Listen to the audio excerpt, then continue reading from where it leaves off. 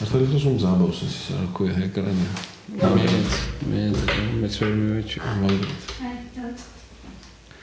მოგესალმებით, ხუთშაბათის ტრადიციული თავისუფლების მოედნის პოდკასტი. დღეს მე უნდა წავიყვანო გიორგი შაიშმელაშვილმა. დღეს ჩემთან არის მღვდელი გიორგი წეროძე, მამა გიორგი წეროძე სტუმრად. გასაგები მიზეზების გამო ალბათ ჩვენი მაყურებელი ხა მიხვდება და იფიქრებს, რომ დღეს ვისაუბრებთ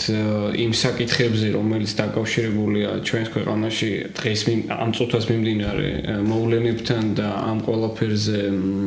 რაღაცნაირად ქრისტიანულ პასუხთან. უფრო სუსტად ალბათ შეიძლება ასე ითქვას, რომ ჩვენ ვხედავთ ძალადობის ძალიან მძიმე შემთხვევებს, რომელსაც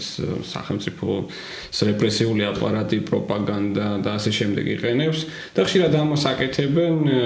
ქრისტიანობის სახელით თუ ცუდად გაგებული ქრისტიანობის სახელით ან არასწორად გაგებული ქართველობის სახელით და ასე შემდეგ. ამ თემებზე ალბათ ვისაუბრებთ, მე მგონი ბუნებრივი იქნება და მოლოდინიც ალბათ არის ასეთი, თუმცა მე მაინც მინდა რომ დღეს რაღაცნაირად დავიწყოთ აი რასაც ეძახიან ძირეულ საფუძვლებზე თუ ძირეულ პრობლემებზე ლაპარაკით. კერძოდ ქრისტიანობისა და დემოკრატიის თავსებადობის საკითხზე. დღეს აღმოჩნდა რომ არის დემოკრატიის საერთაშორისო დღე, ასეთი დღე ყოფილა, ამიტომ მგონია რომ რაღაცნაირად ბუნებრივად ჩავეწერებით ამ დღეს და დღის დაარსების როგორც ჩანს დაფუძნების, ესე იგი მიზანი ყოფილა მაქსიმალურად გავრცელება დემოკრატიული ღირებულებების და რაღაცნაირად ერთ აგურს ჩვენს დავდებთ მოკლედ დღევანდელი პოდკასტით. მამა გიორგი, მადლობა რომ ჩემთან ხართ, ჩვენთან ხართ. მამა გიორგი არის თავისუფლების მოედნის მხარდამჭერი და მინდა რომ ეს რაღაცნაირად ამას ხაზი გაუსვა, სოფაში პოდკასტით აქ ვიხედები, მინდა რომ ვიყურები, მინდა რომ გავაზიარო ჩვენი პოდკასტი და ამის შემდეგ ხო, ესე იგი ჩვენი მხარდამჭერია და დამფუძნებელია, ხო. დიახ და მე და მამა გიორგის გვაქვს კიდევ ერთი საერთო ასევე აქტუალური ამბებიდან და დღეს ამ დღეებში ესე იგი დააკავეს თავდაცვის ყოფილი მინისტრი ჯუანშერ ბურჭულაძე და მე და მამა გიორგი ვართ ადამიანები, რომლის ორივე ესე იგი თავდაცვის სამინისტროდან გაგვათავისუფლა ბატონო ჯუანშერ ბურჭულაძემ. მამა გიორგი იყო კაპელანი თავდაცვის სამინისტროს ერთ-ერთ ქვედანაყოფში, კერძოდ სერჟანტთა მომზადების სკოლაში, რომელსაც მოგვიანებით აკადემია ეწოდა და მოკლედ ამაზრით ესე იგი ესეც გვაერთიანებს ჩვენ ერთმანეთთან. კი მოვაკლდით ალბათ უფრო თქვენზეც ვიტყოდი, თუმცა მეც სხვა შორის მეუბნებოდნენ მეგობრები, რომ აქ არ არის ლაპარაკი მხოლოდ თქვათ, მე ვამბობდი, რომ მე მართებს როგორც ქრისტიანს რაღაც სირთულეების ეს თქვათ უთურტუმელად გაატანა შემდეგ, მაგრამ მეუბნებოდი, რომ აქ მარტო შენზე არ არის საქმე, აქ ადამიანები რჩებიან შენგან ღვთის სიტყვის ეს თქვათ ვერ მიწვდენის ეს რეალობაში და შენ სხვებზე ზრუნვა. მინდა გითხრათ რომ თქვენ იყავთ ერთ-ერთ ყველაზე მნიშვნელოვან სკოლაში თან სერჟანტები არიან, აი საბრძოლო სულისკვეთების ხერხემალი და დისციპლინის ხერხემალი როგორც წესი ქვედანაყოფში, შეიარაღებულ თანამედროვე არმიებში და ვისი სიტყვა ესმით მას და როგორ არის ეს სიტყვა ინტერპრეტირებული, ძალიან მნიშვნელოვანია იმისთვის, რომ ამ ქვეყანას ჰქონდეს მინიმუმ შეიარაღებულ ძალებში მაინც შესაბამისი განწყობები და საბრძოლო სული. ამ ვითარებაში რომ ეს დღეს ცხოვრობთ, განსაკუთრებით მნიშვნელოვანია ეს ამბავი. მე მისხვამდა რომ თქვენი პროფესიონალიზმიც მოაკლდებოდა და დარწმუნებული ვარ ამის ფაქტობრივად. მადლობა. დავიწყოთ უფრო შორიდან, ხო? ესეთ კითხოს, ზოგად კითხოს დავსვამდე მე და მინდა რომ დღეს ნაკლებად ჩავერიო ჩვენს დიალოგში. ესე იგი ქრისტიანობა და დემოკრატია, ესეთი ზოგადი სათაური გვაქვს და რამდენად თავსებადია, როგორი იყო ეს თანაცხოვრება ამ ორი ფენომენისა, ისტორიული ფენომენისა ერთი მეორეში და როგორ შეიცვალა ეს ყველაფერი თანამედროვე ანუ როგორ მოვედი დღევანდლამდე ესე ვთქვათ რაღაც მცირე ისტორიული ექსკურსი რო გავაკეთოთ თუ შესაძლებელია. კარგი შევეცდები. უბრალოდ შეიძლება ისეთი ხმა და საფუძვლიანი არ იყოს ეს ჩემი თხრობა, მაგრამ შეიძლება მე მგონია რომ რაღაც ინტერესის და ყურადღების ღირსი აღმოჩნდება. პრინციპში რო ვთქვათ, დემოკრატია ქრისტიანობა ერთმანეთთან შეუთავსებელი რამეა. იმიტომ რომ დემოკრატია მაინც გულისხმობს იმთავითვე მოდი აბა ეს თქვათ ჩემს წარმოადგენს დემოკრატიაზე აბა წარმოვთქვამ და დიმჟელოთ მართალია თუ არა ეს თქვათ ასე ვამბობ დემოკრატია გულისხმობს ეს თქვათ რაღაცა თათბირს მოთათბირებას სხვა ეს თქვათ საჯაროებასაც დისკუსიასაც საერთო აზრის ყველას მიერ გაზიარებას არა ხო კონსენსუსს ხო შეთანხმებას რაღაცა ბევრი სხვადასხვა ხმა და მე რაღაცა უმრავლესობით ხო ყველა შემთხვევაში რაღაცა კენჭისყრა რაღაცა და რაღაცაზე უნდა შეთანხმდნენ ხო რაღაცა ასეთ რამეს ჩვენ ქრისტიანული ღმერთის და ღმერთისა და ადამიანის ურთიერთობებში ჩვენ ვერ ხედავთ იმიტომ რომ აქ უფრო იმპერატიულია ეს ყველაფერი თითქოს არა თითქოს რაღაცა ღმერთი ერთპიროვნულია რაღაცა სპეკულატიური კი არა და არ იქნება ზუსტი რო ვთქვა რომ ეხლა სამებაში თითქოს სამების პირები ერთმანეთში თითქოს თათბირობენ ან რაღაცა რაღაცა კონსენსუსი შეიძლება რა თითქოს მაგალითების მოტანა მაგრამ ეს არ იქნება დემოკრატიის მაგალითები როდესაც თქვა აი დაბადების წიგნში ხედავთ რომ ღმერთი თათბირობს რომ მოდი შევქნათ კაცი ხატა და მსგავსა ჩვენ და ჩავიდეთ და ვნახოთ რა ხდება ხო მაგრამ აქ იქ არ არის ეს თვლი იქნება რომ თქვა რომ ეს დემოკრატიული ამბავია თქვა იმიტომ რომ იქ ესე არ არის იქ უბრალოდ იქ სხვაგვარად არის და ძალიან საინტერესოდ არის და ეს ძალიან ახლოს არის იმასთან ძალადობის თემასთანაც რატო არის ქრისტიანობასთან შეუთავსებელი ძალადობა და იმასთან რომ როგორ საოცრად არის სამებაში და ჩვენ უნდა ვილაპარაკოთ პრინციპში მე ყოველთვის მინდა ვილაპარაკო ღმერთზე ღმერთის მიერ ჩვენთვის შემოთავაზებელ ეს თქვა არსებობის სივრცეზე რასაც ჩვენ თქვა ღვთის სამეფოს ან ცათა სასუფეველს ვარქმევთ ხოლმე ხო ესეც სახელდება ძალიან უნივერსალურია და ყველა ეპოქაში და ყველა დროში ძალიან გასაგებია ხო იმის მიუხედავად რომ თქვა ეხლა მეფობას ეს თქვა არ გულისხმობთ რომ მეფობა აღდგება რაღაც იმ ფეოდალური ურთიერთობების ფორმის სახით და ფორმით ხო ხო რაღაც სხვა სულისკვეთება ხო და აი მოკლედ აი სამების და ღმერთის არსებობა ისე არის მოწყობილი რომ იქ ერთი წყარო აქვს ამ ღმერთს მამის სახით მაგრამ სწორედ გასაკვირი ის არის რომ მოკლედ ეს მამა თავის ამ საფუძვლად დადებულობას თავის ამ პირველადობას ისე აღწელებს რომ ესე ვთქვათ ეს არ არის ძალაუფლების ცენტრი მოკლედ რა ხო რაღაცა საჩუქრის ფორმა, გაზიარების ფორმა, თვითგამოხატვის ფორმა აქვს ის არის წყარო ძისთვისაც და სულიწმიდისთვისაც მაგრამ არ არის ესე ვთქვათ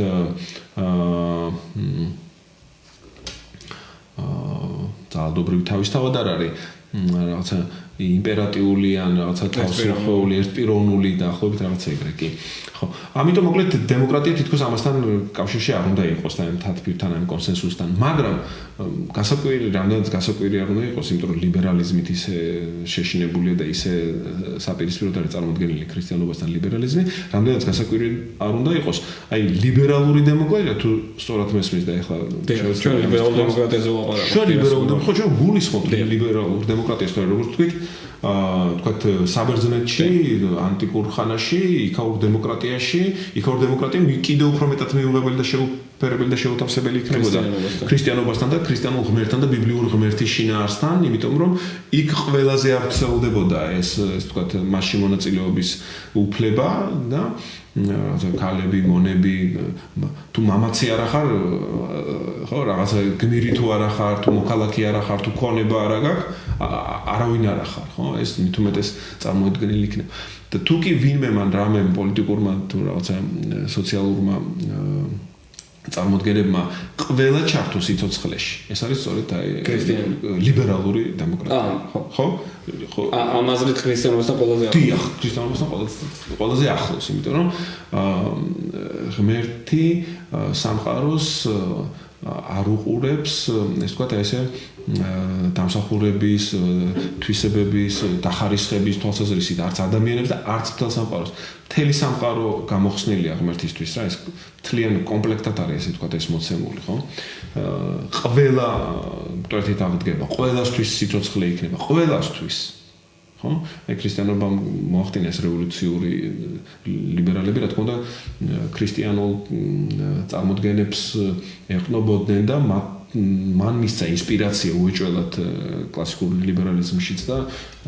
უფრო კლასიკურ ლიბერალებს. რა ვიცი, მე ერთი წიგნი მაქვს, ეს თქვა და ესე რამდენიმე ფურცელი წაკითხული ბენჟამენ ფრანგების მოკლედ რა, გიზო და ну, მოკლედ ავტორებს ახლა ხო და მოკლედ ის აზრები, რომლებსაც ისინი ხავრცელებენ,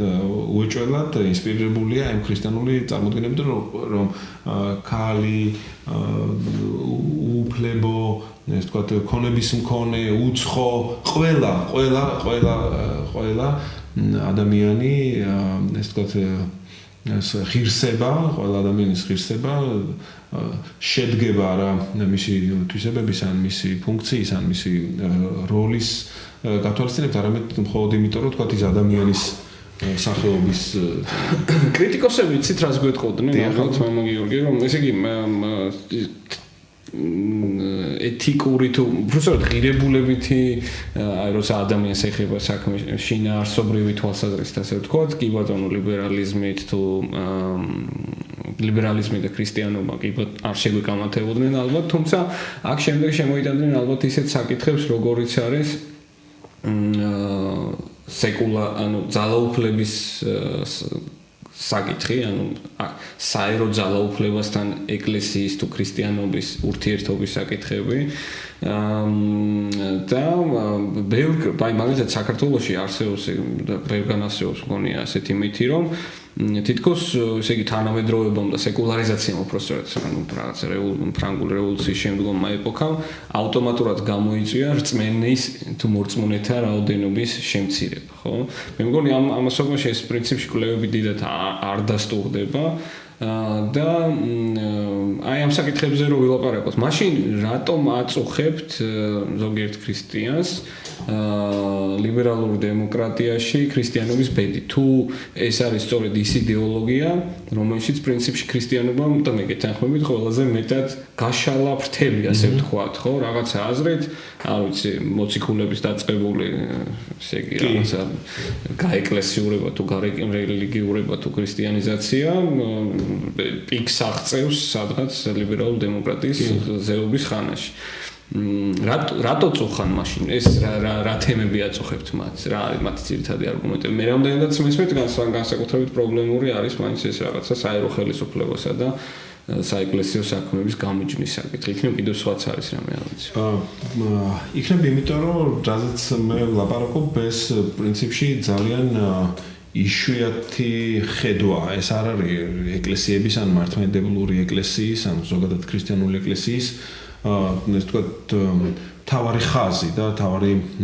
სამოქმედო გეგმა, ასე დანახული ეს თქვა საკაცობრიო განვითარება. ეს ის რასაც მე ვლაპარაკობ ამაზე, მხოლოდ ახლა თვითკრიტიკულად ლაპარაკობს ქრისტიანული თეოლოგია. და თუმცა დიდი მამები არიან ამასობაში ეს ხალხი, ვინც ლაპარაკობს. კი, ძალიან კარგად შეუძლიათ ეს თქვა დიდი სურათის დანახვა ამ საკაცობრიო ბედის თუ საკაცობრიო განვითარების ასე კონტურებს ისე სწორედ ზუსტად ამ კონტურების მოხაზვაში ზუსტად ხედავ, რომ როგორ თითქოს აი როგორ მუშაობდა ღმერთი რა, როგორ მუშაობდა ღმერთი იმისთვის, რომ აი რამდენი საუკუნე გავიდა, რომ აი ის რომ ქალი, თქვათ და კაცი ასე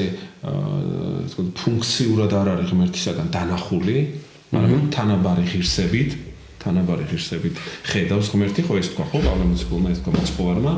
ქრისტიანობამ ეს შემოიტანა, ხო? ვინ კიდე, თქვა, აი განათლებული და ეს ხშირად არის ხოლმე, რომ აი განათლება არის თითქოს განათლებაც შეიძლება გახდეს ისეთივე დისკრიმინაციის იარაღი, როგორც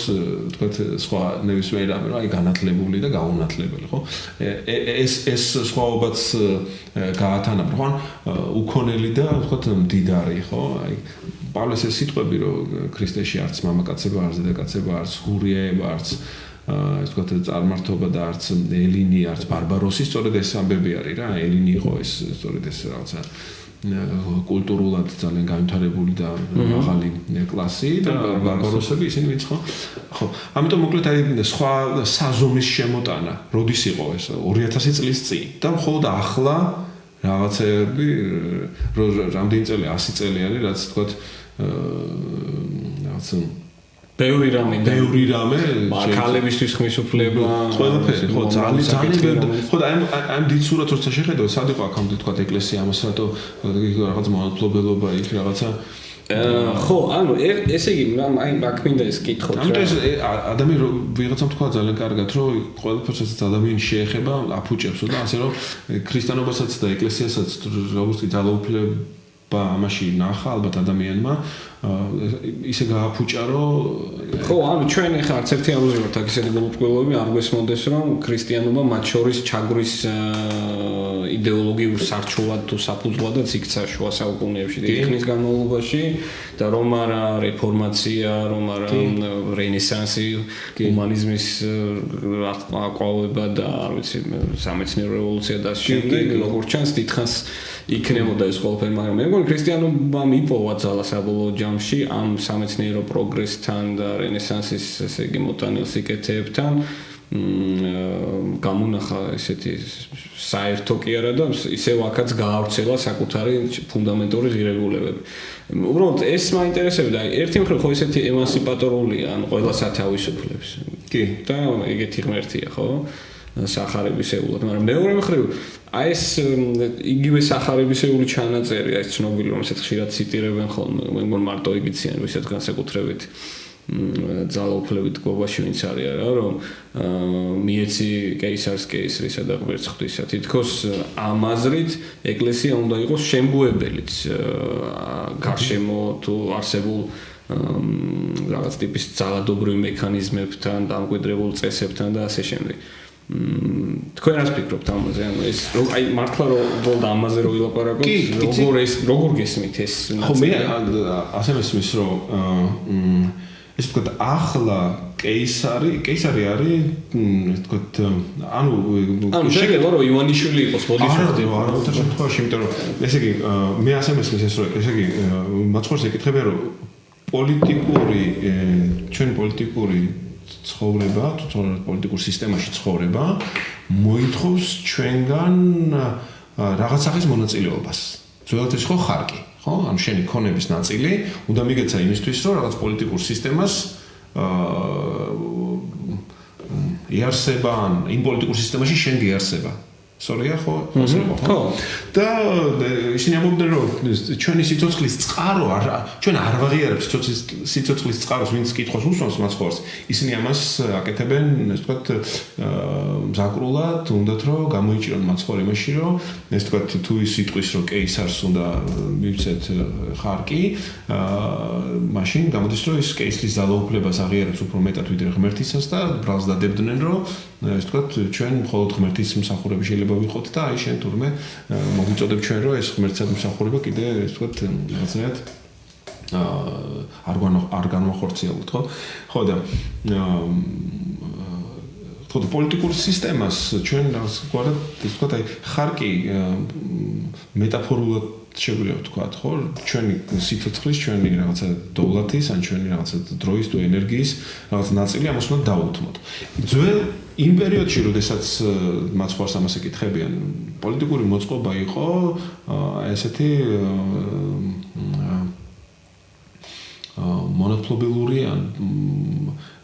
იმპერატორი რაღაცა ანუ თანამედროვე რეალობაზე რომ გადმოვიდეთ შეიძლება ესეც ვთარგმნოთ რომ არჩევნებზე მისვლა და კარგი მოქალაქეობა შეიძლება ზუსტად ასე ფიქრობდი მე და მინდა რომ ეს მსჯელობა თუ სისუსტეს შეიცავს, ამა ვინმე ეს რა ქვია,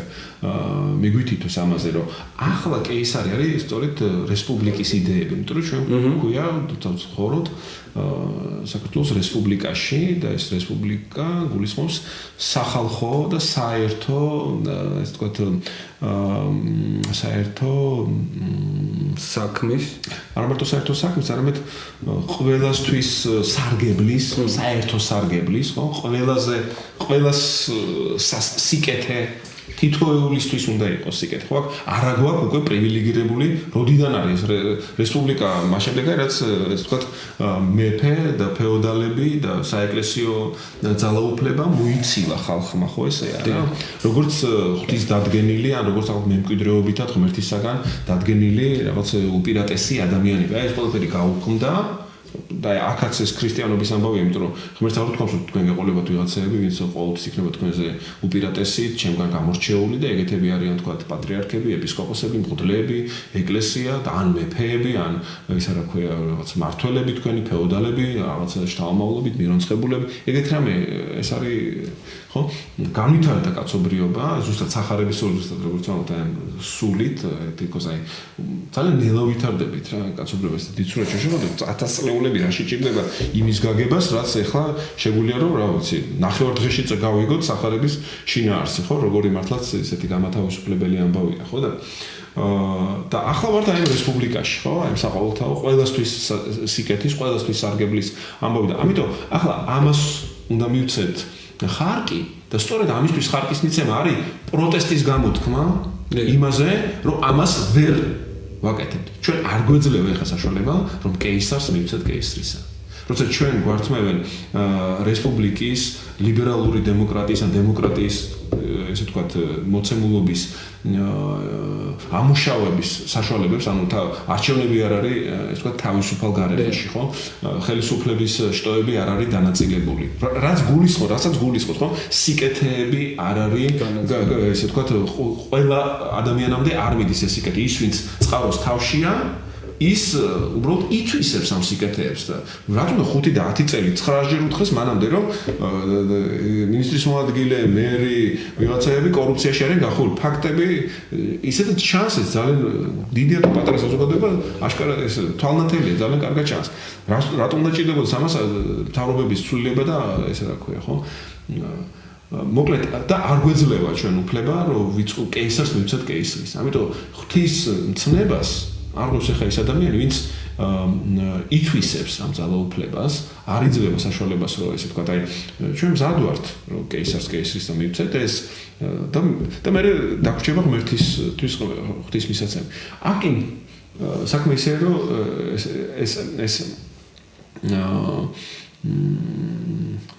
ამის შეუძლებლობა მოკლედ არღვევს აი ჩვენს ბუნებრივ ადამიანურ ცხოვრებას, ხო? სანამ ჩვენ აქ ვართ, ჩვენ პოლიტიკური რაღაც მოწყობა გვჭირდება, სანამ სათასასუფლებელი დამდგარა, ჩვენ ვიქნებით რაღაცნაირ, ესე ვთქვათ, ერთმანეთთან ურთიერთობებში, რომელსაც ჭირდება რაღაც გვარი მორიგება, მოწესრიგება და როგორც და ეს სიმბოლიზმება და როგორც ვთქვათ, დემოკრატია ყველა უარესიდან კიდევ საუკეთესო ფორმაა, ხო? ხო და ჩვენ ახლა ამას ვეგუები, ჩვენ სიბერესაც ვეგუები, ჩვენ რაღაც ამტყობასაც ვეგუებით, ამ არასრულყოფილ ფორმასაც ვეგუებით დემოკრატიისაც და რესპუბლიკისაც და ეს საუკეთესოა, ეს ჯობია იმას, რომ ვიღაცამ ახლა მოიტყუოს და თქვას, რომ უპირატესია, გამორჩეულია. იმიტომ ესეთ რამე ღმერთში არ ხდება, ღმერთმა სწორედ აი ლიბერალურ დემოკრატიასთან მსგავსების კვალდაკვალ თქვა, რომ ყველა ადამიანი ღირსებით კი არ არის და თავისი ქმედებები, თავისი ფუნქციით, თავისი როლით ან რაღაცა ღირსებით ადამიანური გაგებით, საზოგადო კულტურული გაგებით ღირსებით კი არ ხდება ადამიანი, ხო, რა გააკეთა, რა ის წარსული აქვს, ხო, რა ბექგრაუნდი აქვს თუ რა გვარი აქვს, ამით კი არ არის ღირსი ადამიანის სახელის. არამედ იმიტომ, რომ ადამიანის შთამომავალია. ეს საჩუქარია, ამას ვერცვერანი ვერ წაართმევს ადამიანს და ვერცვერანი ვერ მისცემს ადამიანს. ჩვენ ადამიანები ვართ ადამიანის გამო ვართ და ჩვენს ქართულში ეს ძალიან ისე არის ხოლმე, ვერ წაართმევს, ხო? ადამიანის მოდგმისანი ვართ, ხო? ხო და სწორედ ყველანი ადამიანის მოდგმის არ არსებობს ესე ვთქვა, ადამიანი არ ქვია მხოლოდ მდიდარს, ან მხოლოდ მინისტრს, ან მხოლოდ განათლებას, ყველას ადამიანი გვქვია. სწორედ ეს არის ღმერთის რასაც გვაქვს. ხო. მე იცით რა მინდოდა, ეხლა თქვენ თვითონაც ახსენეთ თქვენ ახსენეთ მომენტი, როდესაც ძალაუფლების რაღაცა ეს ღვთიური ლეგიტიმაციის მითი იცვლება და ადამიანები და უბრალოდ ხელისუფლებები ძალაუფლების ლეგიტიმაციას იღებენ ხალხისგან და პრინციპში ამ დროს ჩდება ერიც, ადამიანებიც, მოქალაქეებიც, რესპუბლიკის იდეები, ასე იბადება. თუმცა ამ ისტორიას თუ ამ გამოცდილებას ყველა ქრისტიანულ დენომინაციაში მგონია მაინც რაღაცნაირად სხვა თავისი განსხვავებული სპეციფიკები ახლა თან და ამ თვალსაზრისით მინდა რომ ვილაპარაკოთ მართლმადიდებელი ეკლესიის გამოცდილებას. არსებობს მოსაზრებები რომ და მათ შორის ბევრი ავტორიტეტული ესე ვთქვათ ავტორიც წერდა თავის დროზე ამის შესახებ რომ ესე იგი ერთ-ერთი მიზეზი მართლმადიდებელ ქვეყნებში ლიბერალური დემოკრატიის და პრინციპში თანამედროვე სახელმწიფოს შექმნის წარუმატებლობისა არის ქრისტიანობის ეს კონკრეტული გამოცდილება, რომელიც ჩვენ გვაქვს, გულისხმობ მართლმადიდებლობას და კერძოდ მის დამოკიდებულებას ძალაუფლებასთან ურთიერთობის მიმართ, რასაც ხშირად ესეთი ბიზანტიურ გამოცდილებას ეძახიან, ცეზაროპაპიზმი, სიმფონია და ასე შემდეგ მოიხსენებენ ლაპარაკია იმაზე, რომ კი, რასაც ვებერი ამბობდა, ხო, ესე იგი რაღაცა, ხო, მაგრამ იქ მეგონა უფრო თეოლოგიური აქცენტები გამოყო ვებერმა. თუმცა რეალურად სხვას გვაჩვენებს პრინციპი, რაც უფრო აღმოსავლეთით მოვდივართ ამ ევროპულ კონტინენტზე, სადაც ქრისტიანობა ვრცელდება, მე მგონი სულ უფრო სუსტია სამოქალაქო საზოგადოება, ინდივიდი, პერსონა და შესაბამისად სუსტია ლიბერალური დემოკრატიის ფუნქციონირებაც, ხო? აი, იგივე მართლმადიდებელ სახელმწიფოებში. შეგვიძლია ვთქვათ, რომ ეს რაღაცნაირად ამ ისტორიული გამოცდილების შედეგია და თუ ასეა, მაშინ გამოდის, რომ ეს რაღაცა დეტერმინისტულად აუცილებლად წარმატებელი უნდა იყოს ჩვენ ლიბერალური დემოკრატიის შექმნის ცდილობები, თუ ეს ყველაფერი უბრალოდ დროის ამბავია და შეიძლება და ასე. თქვენ როგორ ფიქრობთ? მე მესმის რომ თული არა, მე მგონი ის არ აქვს, ის არ აქვს. შეგვხვედრია აქ თემები და რაღაცები ვებერ ძალიან საინტერესო დასკვნებს აკეთებს და ძალიან ზუსტად აღწერს მოკლედ რა იწვევს იმ სულს იმ ეთიკას პროტესტანტულ და დასავლურ ქრისტიანობაში, უფრო მეტად პროტესტანტულ ქრისტიანობაში, აი ეს ეთიკა როგორ ხელს უწყობს და ასე ვთქვათ კაპიტალიზმის იმდაგვარად განვითარებას, როგორც ეს ვთქვათ იმ ქვეყნებში მოხდა დასავლურ ქვეყნებში და მე აქ სხვა ძალიან შეიძლება თავისებური რამეები მოგეჩვენოთ, მაგრამ მე ერთმანეთს შეუპირისპირებდი რელიგიურობას და ჭეშმარიტებას. ესე იგი, აღმოსავლური ეს მართლმადიდებლობა ჩემ დაკვირვებით კი არა, სხვების დაკვირვებით, რომელსაც მე ვეთანხმებით, რომ მე ამდენი დაკვირვების საშუალება არც უნარი არ მაქვს, მოკლედ, მაგრამ უეჭველად ვეთანხმები 100%-იანად, რომ გამოიწვია იმან, მოკლედ, მართლმადიდებლობის რაღაცა რელიგიური და არასახარებისეული და არაბიბლიური სახე გამითარდა ჩვენში რა. ეს არ არის მოკლედ ის ავთენტური აღმოსავლური მონასტრებში დარჩა ჩვენთან. არა, არც მონასტრებში არ დარჩენილა. ეხლა კი ვერიდები ამის თქმას, იმიტომ რომ ესე ვთქვათ დასავლური კულტურა, დასავლური ფასეულობები, რაღაცა ლიბერალიზმი, ეს ყველაფერი დასავლეთის სიკეთეებია, ხო, დასავლური კულტურის სიკეთეებია და დიდოთ უნდა უმადლოდეთ და ვთქვით, რომ აი ქრისტიანობა მანდ იპოვა თქო, ეხლა ვთქვით, რომ ეს რაღაცა განვითარება, ისეთი როგორც მას შეეფერება და თქო, მაგრამ ამის საპირისპიროდ თეოლოგიური თვალსაზრისით არა, დასავლეთმა ძალიან ჩაყლაპა და ერთი ავტორი ამბობს, რომ ბაბილონურ ტყვეობაშიც კი მოაქციაო ეს აღმოსავლური და პირველადი მართლმადიდებლური ავთენტური მართლმადიდებლური ღვთისმეტყველება. აი ბაბილონის ტყვეობას ეძახის, დასავლური თეოლოგია არის, ასე ვთქვათ, ის ბაბილონი, რომელსაც ტყვეობაში ყავს აღმოსავლური პირველადი ავთენტური ბიბლიური წარმოდგენები ღმერთზე. მართლმადიდებლური. აი წმინდა მამების, სწორედ, აი წმინდა მამების ისეთი ტერმინია, რა ვიცი, კარგია დიდი აუდიტორია და შეიძლება იქნება ამის თქმა, რომ ეხლა ჩვენთან ყველას ვისაც წმინდანი ქვია წმინდა მამად მიაჩნიათ და ხო და სინამდვილეში წმინდა მამები ეს არის ძალიან კონკრეტული ადამიანები ეკლესიის ისტორიაში, რომლებიც ასე ვთქვათ, განსაკუთრებული ცოდნით, განსაკუთრებული სპეციალიზაციით, განსაკუთრებული აკადემიურობით მსჯელობდნენ ღვთისმეტყველურ საკითხებზე, სისტემურ თეოლოგიურ საკითხებზე მსჯელობდნენ. რომლებსაც ის ადამიანები, რომლებსაც ჩვენები ყველა წინასწარ ვერც კი წაიკითხავენ, ვერც კი ჩაწუდებიან. აი, მაგალითად ეხლა ჩვენ სინამდვილეში ხა მაგალითად ილია მართალი ან წმინდა გიორგი, ხო? წმინდა გიორგი კაი ძველი ამბებია, კაი, ეხლა რა ვიცი, რაღაც კი რა ვიცი. წმინდა გაბრიელ სალოსი ყველაზე აქტუალური პრინციპი ეგ არის, ხო? გაბრიელ ბერი. ხო, ეხლა წმინდა მამა არ არის გაბრიელ ბერი, არის წმინდანი, როგორც აქვს მას ეს თქვა აი სახელდება, როგორც არის ხოლმე ღირსი და რაღაცა სალოსი, რაღაცა საწუნებისთვის თავდადებული რაღაცა ეგეთი ამბები. ხო და მოკლედ აი წმინდა მამების ამბები არის ეგ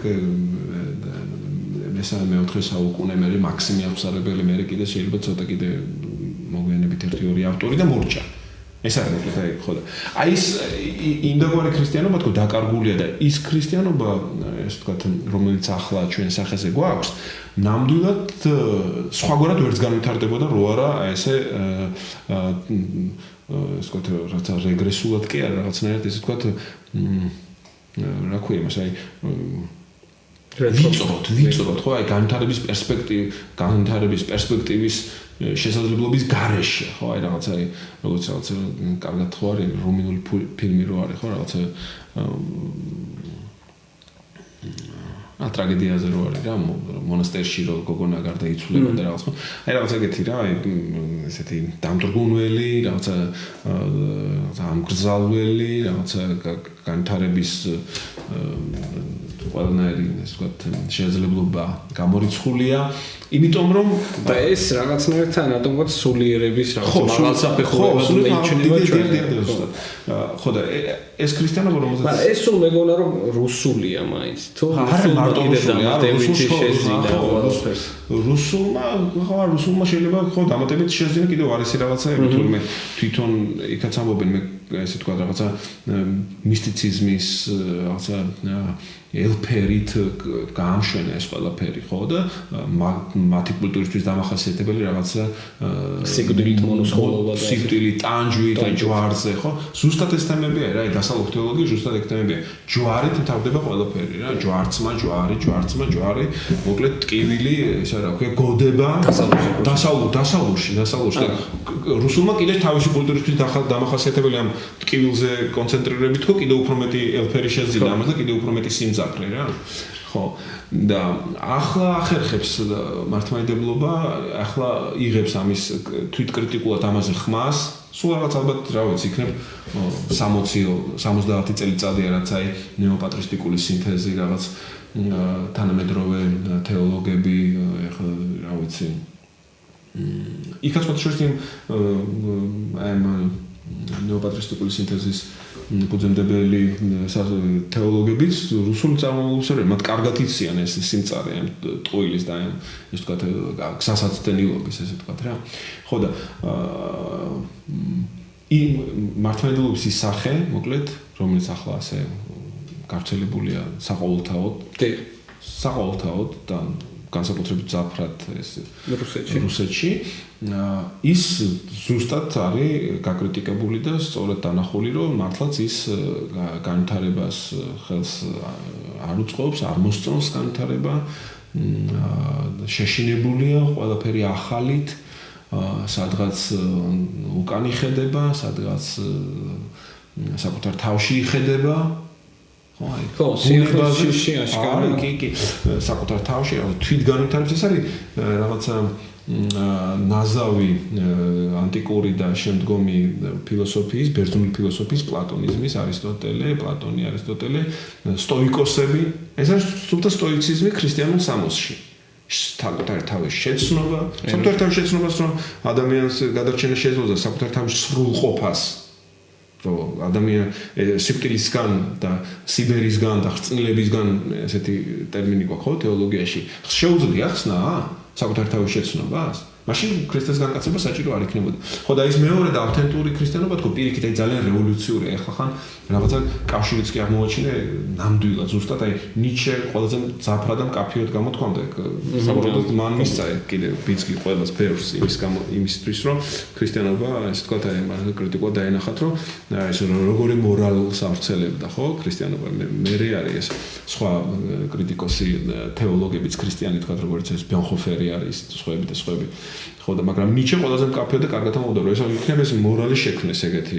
რომელიც აი ტირილზე მორჩილებაზე სისუსტეზე რაღაც ნუ საინტერესო წერს ხო ნიჩე ამ ყველაფერზე ხო და სამართლიანია ეს კრიტიკა მოკლედ ქრისტიანობის აი ამ სახისთვის უეჭველად სამართლიანია სხვაგვარად ვერც იქნებოდა იმიტომ რომ როგორც გითხრათ აი არსზე ბუნებაზე ფილოსოფია აი სტოიციზმია ფაქტობრივად რაღაცნაირი რა რაღაცა სრულყოფა საკუთარი თავის შეცნობა რაღაცა აქ და ახლა მომენტები რა 1000 რაღაცა ვარიაციები აქვს ამას და იმას ერთი სიტყვით რომ თქვა უბრალოდ რომ ის ქრისტიანობა კი ის ავთენტური რომელიც პერსონალისტურია ურთიერთობაზეა სხვა საჭიროა ჩემი არსებობისთვის სხვისთვის სივრცის დათმობა ესე იგი სხვასთან მე მჟღავნდები მე ჩემთან პოულობ ხოლმე მაშინ როდესაც სხვასთან ეს თქვათ კომუნიკაციაში ვარ, სხვასთან რელაციაში ვარ, სხვას ვიწევ ასევე ესე თქვათ ურთიერთობისთვის, ხო? სხვა სიცოცხლის სივრცეს ესე თქვათ ვთავაზობ, ხო? ესეთი განვითარებადია ძალიან ესეთი თითქოს ნაბიჯ ერთმანეთს რაღაცა ესე სიმაღლეებისკენ ასეთი ქრისტიანობა რომელსაც ეხა თქვენ ბოლოს ახსენეთ პრინციპში საშიშია ნებისმიერი გაბატონებული იდეოლოგიისთვის და პოლიტიკური ძალაუფლებისთვის ანუ იმ მომენტში ვისაც აქვს ძალაუფლება ხო და პრობლემა არის მგონია ის რომ განსაკუთრებით აი საქართველოს შემთხვევაში თუ ველაპარაკებთ არ ვიცი ბოლშევიკური გამოცდილება, საბჭოთა გამოცდილება და მე ახალდაბადებული კიდე ერთი რესპუბლიკა. აქ პრობლემას ხედავ იმისას, რომ პრინციპში ძალაუფლების ეს ცენტრები, რომელსაც სწორედ ისეთი რელიგია ჭირდება, რომელიც ადამიანებს უბრალოდ ქმედებისკენ კი არ მოუწოდებს, არამედ მონუსხავს და მოაჯადოებს სტატუს კოს შესანარჩუნებლად. ისინი ყველაფერს გააკეთებენ ამ ტიპის ფსევდორელიგიური თუ რელიგიური ცოდნების გასავრცელებლად. კი, სულისკვეთების შესანარჩუნებლად, არა? და ამასობაში რაღაც ტიპის ცოდნები სადღაც იქმნება, რომელიც ამ ყველაფერს ეწინააღმდეგება და არის აბსოლუტურად ორგანული მართლმადიდებლობისთვის. კიდევ უფრო ორგანული მე მგონი, ვიდრე ნებისმიერი ეს ინტერპრეტაცია, რა. ჩვენთან როგორ შეიძლება ეს ცოდნები გავრცელდეს? იმიტომ რომ მე მახსოვს რომ მე მაგალითად ერთმა ჩემმა უფროსმა მეგობარმა რომელსაც რელიგიით დავინტერესდი, მათხოვა კატეხიზმოს თხელი გაცრეცილი ყდით თავისივე წიგნი და მე ძალიან მალევე ჩამივარდა ძალიან ბევრი მართლა შავბნელი ლიტერატურა რა. აი კამელანი თუ რა თქვენ კამელინი იყო ხო რუსული და როცა ხო არა კარელინი ბოდიში ცოცხალია ხო? ესე იგი ეს და მთელი ეს წიგნი იყო მასონებზე, იყო რა ქვია მაგას რომის პაპის მაშინ ივანე პავლე იყო თუ სწორად მახსოვს ის სიბნელეზე და ასე შემდეგ და ჯორჯ ბუშიც თუ სწორად მახსოვს. ეხლა რატო უყვები ამას რა? მაშინ მე როცა ეს წავიკითხე, ჯერ კიდე ეს ყველაფერი მარგინალური იდეები იყო, მაინც ეკლესიის შიგნითაც გარეთაც ესე იგი საჯაროდ რა ვიცი კი ვრცელდებოდა რაღაცა მათ შორის საპატრიარქოსვე გამოცემული თუ დაფინანსებული გაზეთების საშუალებით, მაგრამ მე მგონია რომ არა იმდენად და იმ ხარისხით არ ვიცი ასავალ-დასავალს არ ცდებოდა ალბათ ეს იდეები პოლიტიკის დონეზე და ამასობაში პარალელურად ძალიან გამიმართლა მართალია თქო, მაგრამ ფაქტია რომ გამიმართლა იმის გამო რომ ეს სივრცეც არსებობდა ამ ქვეყანაში შევხვდი ადამიანებს, რომლებიც არ ვიცი, იმ დროს ამზადებდნენ ზღვარს, ემაოს ეს ჟურნალები, რომელიც თქვენ ჩემზე უკეთესად იცით, ჟურნალ სოლიდარობას, რომელიც უფასოდ რიგდებოდა, ყოველთვის ჰქონდა ხოლმე, მათ შორის კალისტოს ვერს იმას თარგმნიდნენ და პატიმერგო და რედაქტორი სხვა არის მაგრამ რო ეხლა გააცოცხლეთ დიდი ხანი იყოს პაუზა მაშინ 1000-ობით ტირაჟით იბეჭდებოდა ეს და კიდე გეუბნებით შეიძლება ყველასთან არ მიდიოდა და ძალიან გამიმართლა და მადლობა გმირს რომ შევხვდი ეგეთ ადამიანებს ვინც ამ სივრცეში ჩამაგდო ხო წინამდელ შემთხვევაში ვინც გავყვებოდი რაღაცა იმ შაუბნელ ესე ვთქვათ დინებას და თვითონ ეკლესიის წიაღშიც კი მე იმ პერიოდში მღვდლებში ხვდებოდნენ რომლებიც ესე იგი რაღაცა ამ ტიპის ცოდნებს ქმნიდნენ თუ არა მინიმუმ ახალისებდნენ და ასე შემდეგ რა და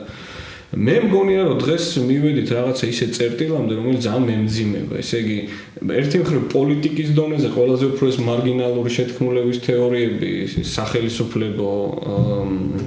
ტრიბუნიდან გვესმის მეორე მხრივ მგონია რომ საპატრიარქოსა და მის ესე იგი მანამდე არსებულ ძალიან ესე იგი დავარქმევ ასე შავრაზმულ ფრაქციებს შორის პრაქტიკულად ასევე ზღვარი მოიშარა ჩვენ ადრე საერთაშორისო ურთიერთობების სპეციალისტები როცა რუსეთმა უკრაინაში ომი დაიწყო ხუმრობდით ხოლმე რომ იქ მაგალითად ყველა მათ შორის შედარებით მანამდე რესპექტაბელური რუსი სამხედრო თუ პოლიტიკური ექსპერტი დუგინად იქცა რა და ჩვენთანაც რაღაცა ეგეთი მოხდა მე მგონი ყველა დუგინის ტიპის მარგინალი გახდა მეინსტრიმული ტიპი მათ შორის პოლიტიკის დონეზე ხო და ეხა ეს კრიზისი მე არ ვიცი ამდენ ხანს გასტანს და თქვენი აზრიც მაინტერესებს შეფასებაში თუ მეთანხმებით რომ რაღაც ასეთი ხდება და მეორე თუ ეს კრიზისი ამ კრიზისმა რამე უკეთესი უნდა შუას თუ დიდხანს გაგრძელდება ეს კრიზისი თუ რა იქნება აი როგორ შეიძლება გაჩნდეს რაღაცა მით უმეტეს ინტერნეტის და თავისუფალი ამ მედიანული სივრცეების პირობებში მედია სივრცეების პირობებში მე მგონი არის რაღაც შესაძლებლობა რომ რაღაცა კუნძულები გაჩნდეს ხო სხვა ტიპის ქრისტიანობისა მეტიც მე იმ დროს ვიყავი კავშირზე ამ ადამიანებთან როცა ითქვა ბასილ კობახიძე მღვდელი დეკანოზე იყო მაშინ მე საერთოდ ამოიძირკვა ეს მთელი ეს რაღაცა სხვანაირი მოაზროვნე ადამიანები მე ძალიან მიხარია რომ თქვენ ხართ დღეს მართლმადიდებელი ეკლესიის წევრი როგორც მღვდელი მაგრამ მგონია რომ ვიწროვდება ეს წრე და თქვენ რა განცდა გაქვთ ამასთან დაკავშირებით მართალია რაღაც უფრო მძიმე სურათი იქნება მგონია უბრალოდ მასშტაბი შემცირდება მე ვფიქრობ ეს საყოველთაო ეკლესია მაინც ისეთი არ მოიცავს მთელს საზოგადოებას რა საზოგადოების უფრო და უფრო ნაკლებ ნაწილს მოიცავს მე მგონი მოკლედ ეს ეკლესიის სადმე სარწმუნოების სადმე უფრო ეს ეკლესიის ცხოვრებაში სულ უფრო და უფრო ნაკლები ადამიანია ჩართული ხოლო შიგნით ეკლესიაში რაც ხდება ის ამბავი კიდე და კიდე უფრო მეტად დამძიმდება ჩემი აზრით და ეს წინააღმდეგობები უფრო მეტად გამძაფრდება და უფრო მეტად აი ეს ჯგუფები რომელიც ახსენეთ რაღაც კიდე რაღაცები ერთმანეთთან ახლაც ჩანს უკვე რომ ერთმანეთს უპირისპირდებიან რაღაცა ბრალდებები ისმის ერთმანეთის წინააღმდეგ და ასე შემდეგ რა მოკლედ ესე ვთქვათ ეს უფრო ნაკლებ ადამიანზე გავრცელდება, მაგრამ უფრო გამწვავდება მე მგონი რა, იქ უფრო მწვავდება კიდევ სიტუაცია. ადრე თუ ეს იყო მთლიანად აი ძალიან საერო და საქვეყნო საქმეები, რომელშიც თითქმის მთელი საზოგადოების სხვადასხვა ფენის წარმომადგენლები ინტერესით იყვნენ ჩართულები. აი მაგალითად რო გავიხსენოთ რაღაცა საუკეთესო ათეული თუ რაღაც იყო. ნე, გახსოვთ კი ხო ხსნე საქართველოს იყო ამაში ჩართული რა, ყველა ძალიან იქ იყო დიდი ქართველები რომ ხო დიდი ქართველები და იყო რაღაც საკითხები სადაო საპრობლემო და ეს ყველა საინტერესო ყველა ჩართული ახლა ეს ასე არ არის ხო და ეს ერთის მხრივ დადებით და კარგი მოვლენა იმიტომ რომ ესე რა ქვია ამ რაღაცა ყაყანშიან ამ ჯგუფში რაც უფრო ნაკლები ადამიანი გაისურვება და რაც ადამიანი ნაკლები ადამიანი ჩაერთვება მით უკეთესია მე მგონი რა და ავტომატურად გამოიწევს ეს გავლენის შემცირებასაც პოლიტიკური გავლენის რა რელიგია ხო ესეთი მძიმე საკითხია რომ აი რაღაცა მე ისეთი ავტორის ერთი ტექსტი მაქვს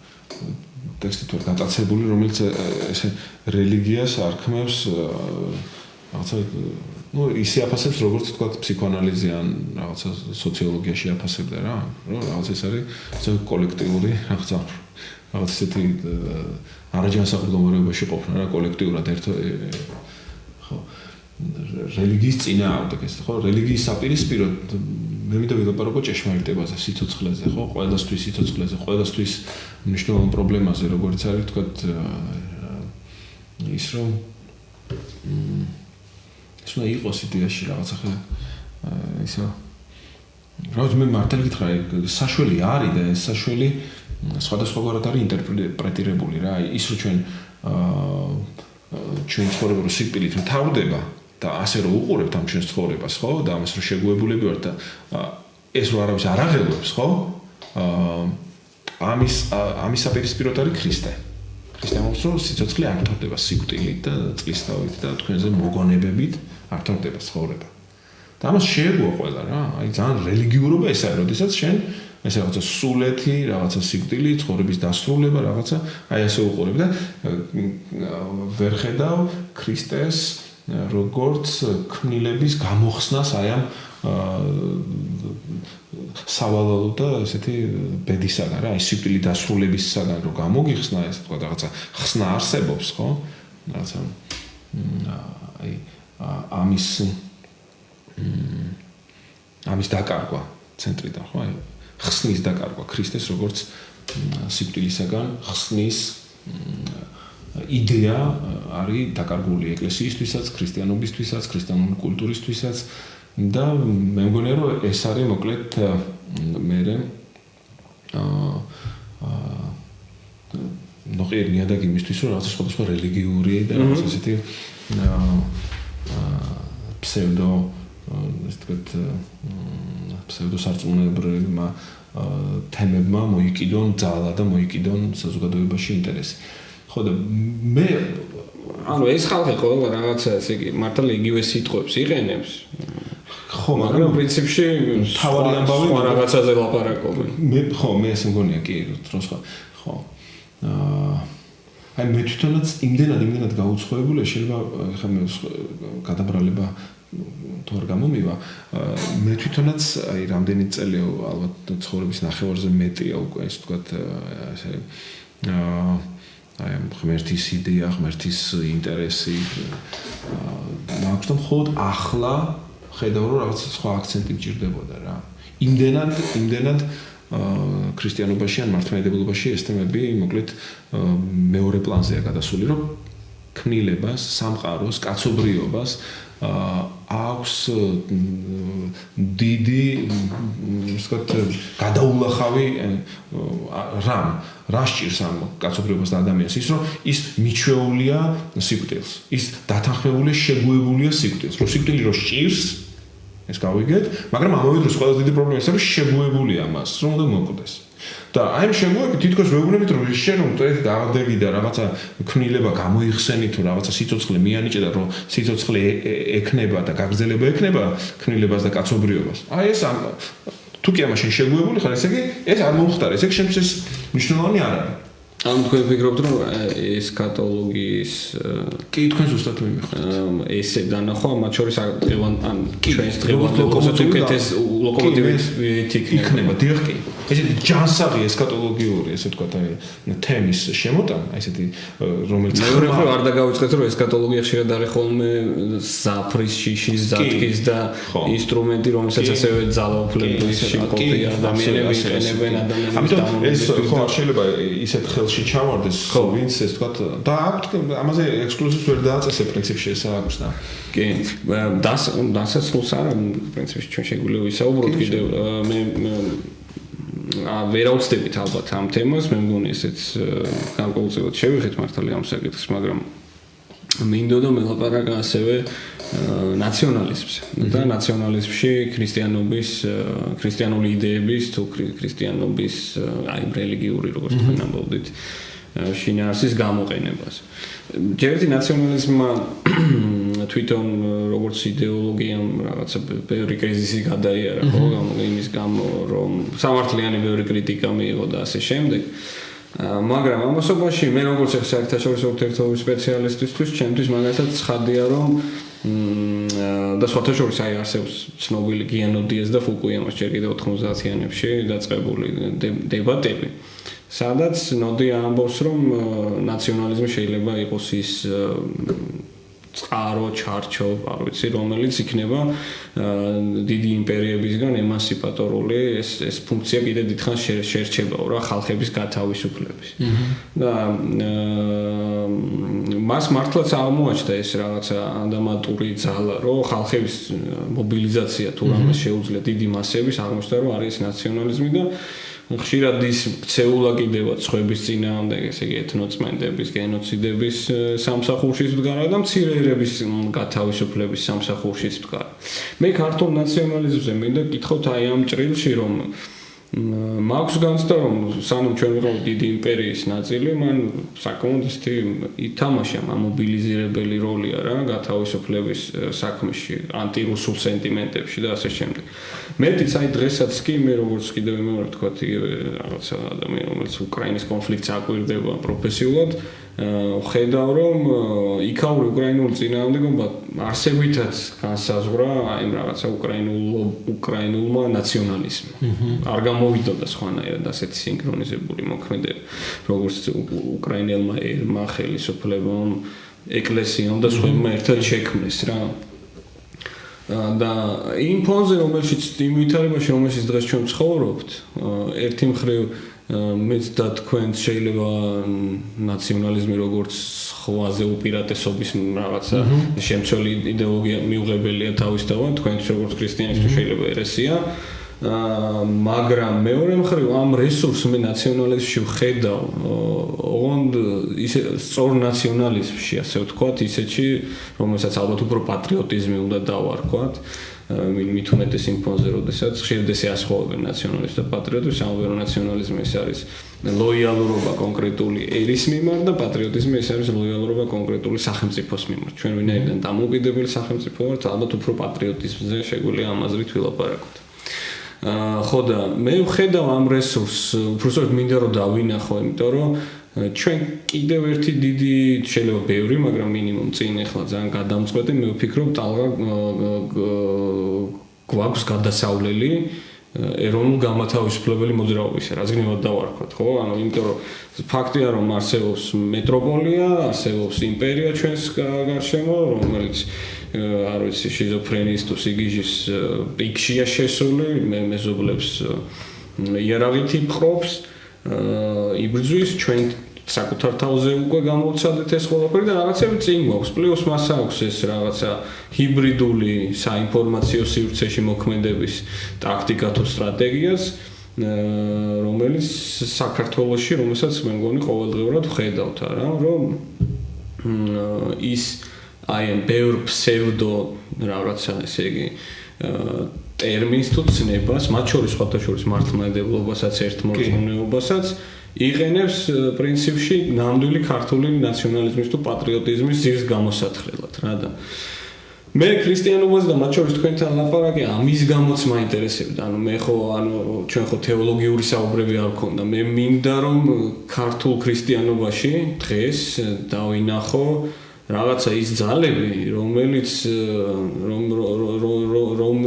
რომლებიც რაღაცნაირად იქნებიან სამსახურში მე მესმის რომ თქვენთვის ეს მიუღებელია როგორც ქრისტიანისთვის დიდი რაღაცა ნაციონალური იდეის შესაქმნელად მინიმუმ იმის გასანეიტრალებლად რომ ვიღაცამ მთელი რიგი საშინელებები რომელსაც ახლა დღეს ჩვენ უყურებთ ჩვენ ქვეყანაში ეს ქრისტიანობის სახელით არ გველაპარაკოს და პატრიოტიზმის თუ ქართველობის და რაღაცა ტრადიციების არა ხო და აი თქვენ როგორ ხედავთ ამ რამ გამოიწვია ის რომ ნაცვლად არ ვიცი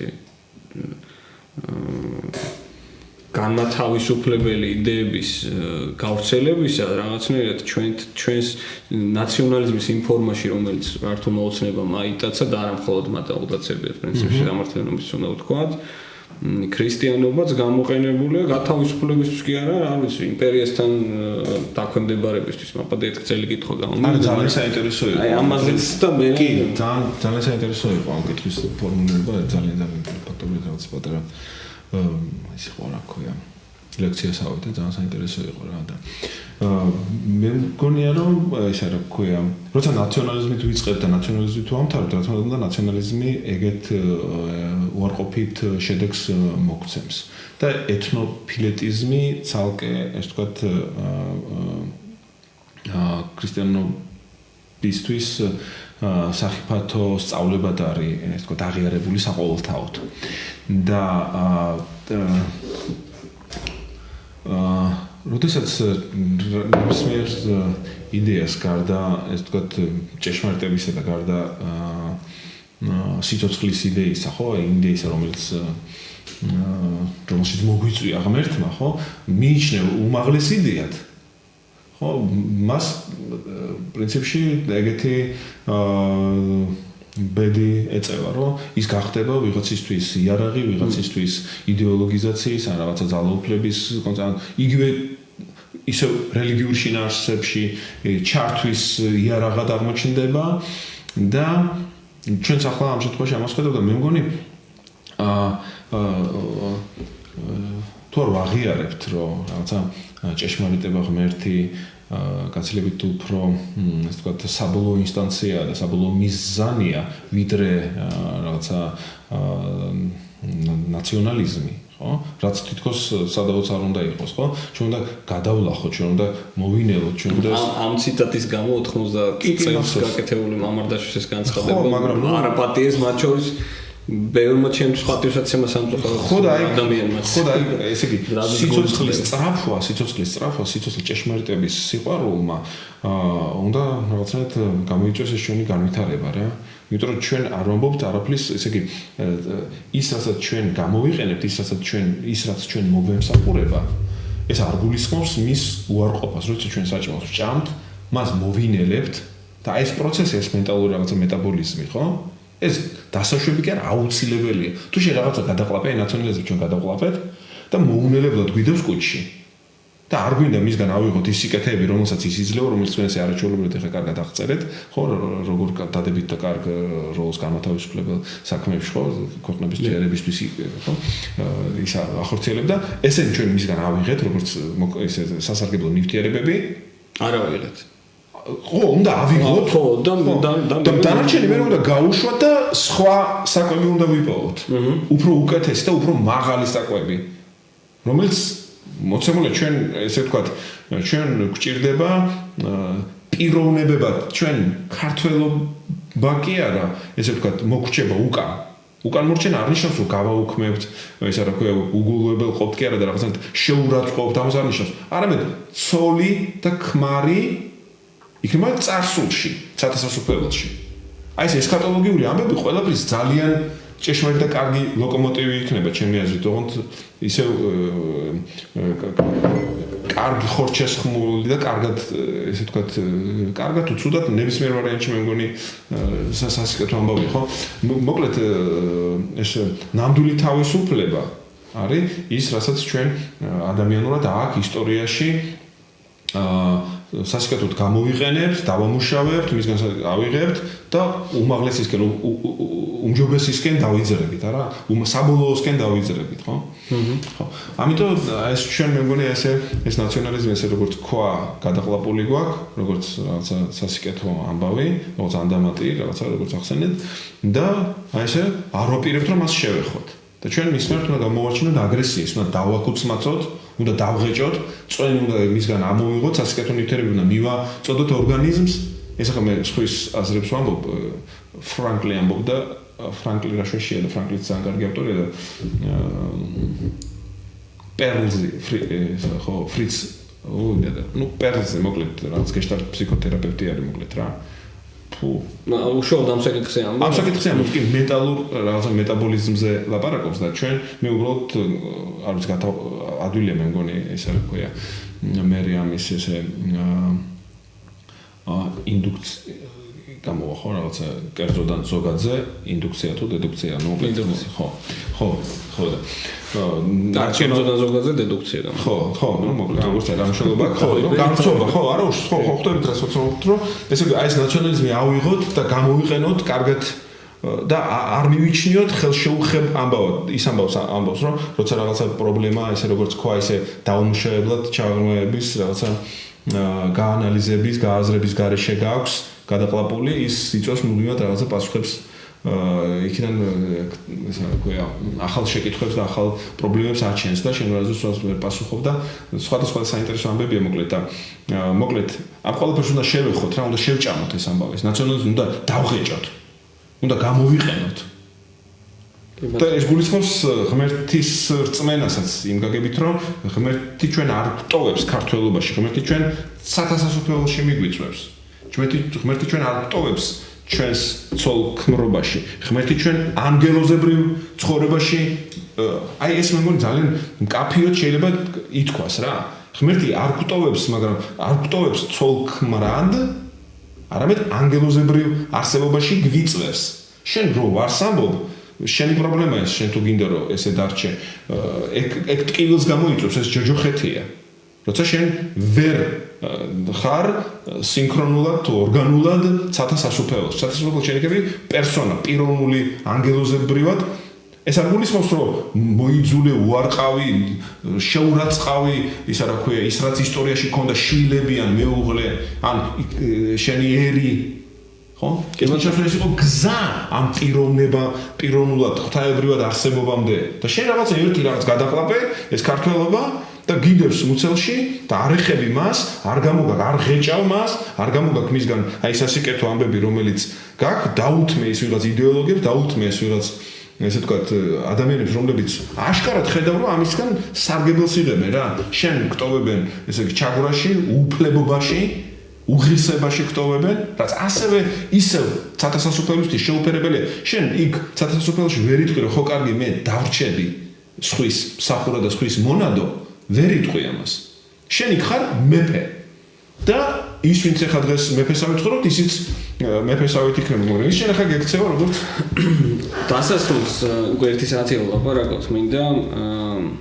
ციხეში გამოწყდებულ მეფეებზე კითხეთ რამდენიმე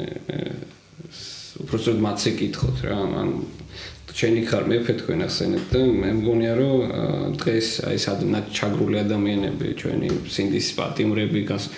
იცით თქვენ რამდენიმე ქალია მათ შორის რამდენიმე ძალიან ახალგაზრდა და ამას არ აქვს მნიშვნელობა პრინციპში მაგრამ და ყავს ასეთ ბევრი პლუს ყავს მგონია რომ არ ვიცი ქრისტიანობის თვისაც თუ ქრისტიანული მაგალითებიც მგონია რომ ის რაც რუსთაველზე ხდება როდესაც ადამიანები აი ამ იმისთვის რომ როგორც დასაწყისში თქვენ ახსენეთ კეისარს კეისრის ამისცენ ანუ იმოქალაქეონ დღეს ხო ამას არ ერიდებიან და ამას აკეთებენ და ესე იგი ამისთვის სერიოზულ ფიზიკურ მათ შორის დანჯვას განიცდიან და ფსიქიკურს და ფსიქოლოგიურს და ასე შემდეგ ამ ადამიანებს რას ეთქვით ერთი ეს მე მისმის რომ იმიტომ რომ ბევრი მათგანი დარწმუნებულა მე სახში მედის გვისმენს და ყავს ჩვენს პოდკასტს ასეთი მაყურებლებიც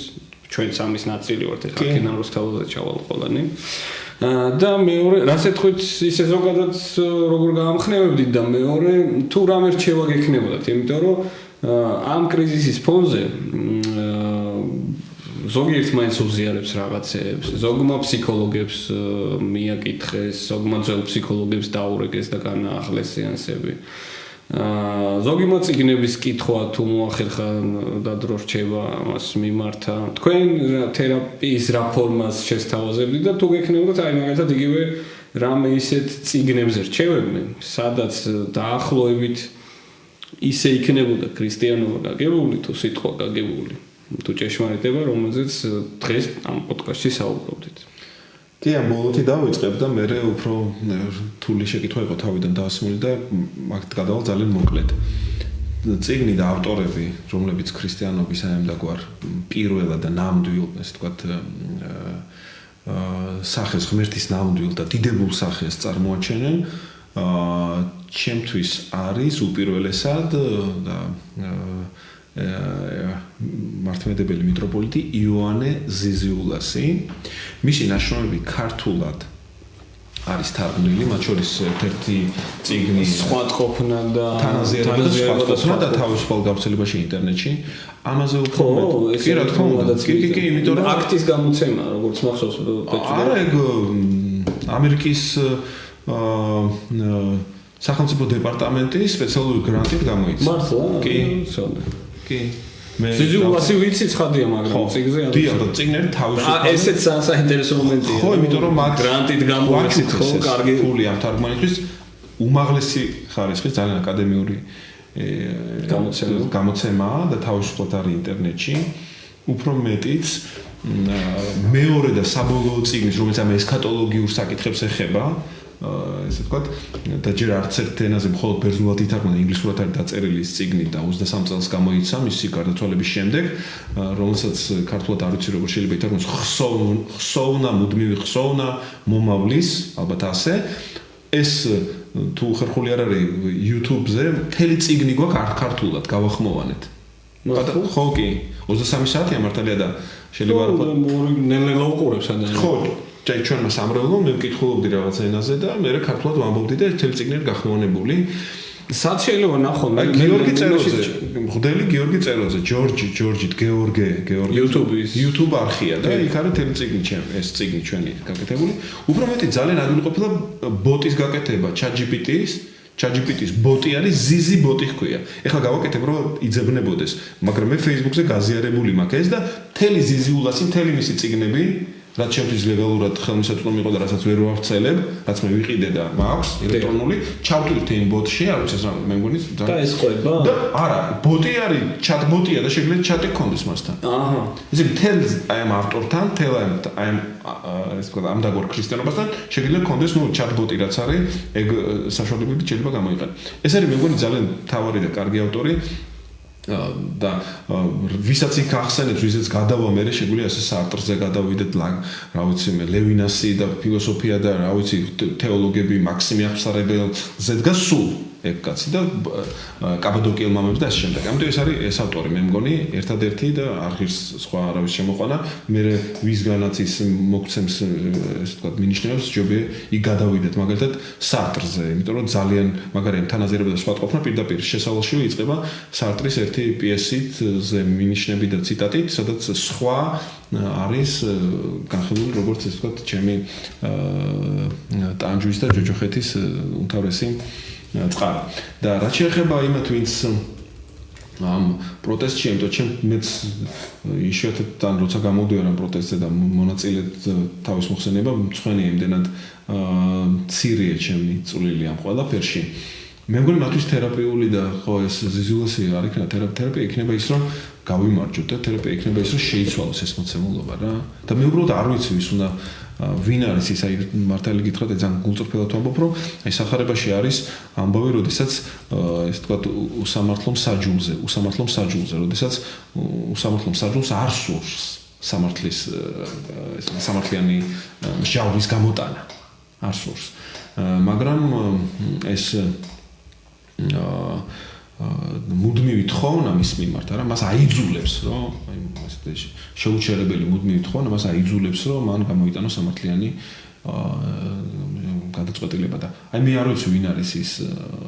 ესე ვთქვათ უსამართლო მსაჯული პირიქით ის ხო უსამართლო მსაჯული დიახ ხო ვინ არის ეს რა ეს არის ღმერთის მიმართ ჩვენი ეს ესქატოლოგიური ძალისხმევის გაძლიერება არის ეს თუ ამერიკა თუ არ ვიცი ვინ არის ეს რა თუ პოლიტიკოსები არიან რომელსაც უნდა უთხრათ რომ არ ვიცი ვინ არის თერაპია იმისთვის რომ შეიცვალოს ხო იმისთვის რომ შეიცვალოს ხო იმიტომ რომ ეს დაჟინებული მოთხოვნა და ეს გვაქვს და სურს რომ ეს ყველაფერი შეიცვალოს ხო გამოხატული ესე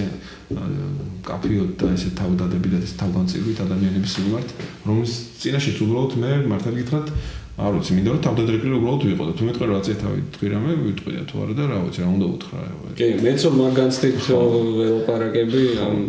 ყველა ამ ადამიანს და იმიტომ რომ მაგალითიც გვაჩვენეს რა უნდა გავუკეთებია და ნუ ვერ ვაკეთებ რა, მე ვერ ვაკეთებ იმას რა, უნდა გავუკეთებია ის რაც ერთმა გავაკეთა, ყველასმა გავუკეთებია რა, 1000 კაცს უნდა გავუკეთებია იგივე და არ ვიცი, მაშინ არ ვიცი, რო ვიცოდე რომ ეს პრინციპში შედეგს გამოიღებს ან იქნება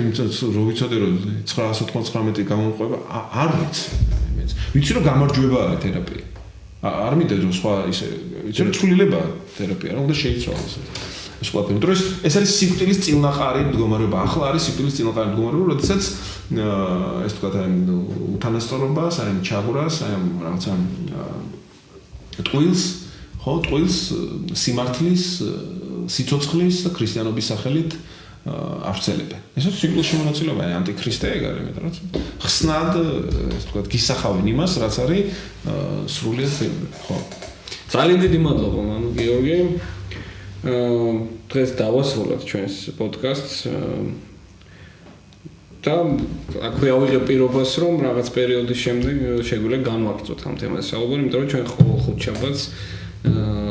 მართალია ვცდილობთ ხოლმე რაღაც კონკრეტულ პოლიტიკურ მოვლენას მივაბად და ესა თუ ის მოვლენა გავაშუქოთ ჩვენი პოდკასტი, მაგრამ მე მგონია რომ ის საკითხი რომელზეც დღეს ველაპარაკეთ არის ერთ-ერთი ცენტრალური თემა, რომელიც ბევრ რამეს განსაზღვრავს ჩვენ ყოველდღიურობაში. დიდი მადლობა სტუმრობისთვის, მომავალ შეხვედრამდე. მადლობა.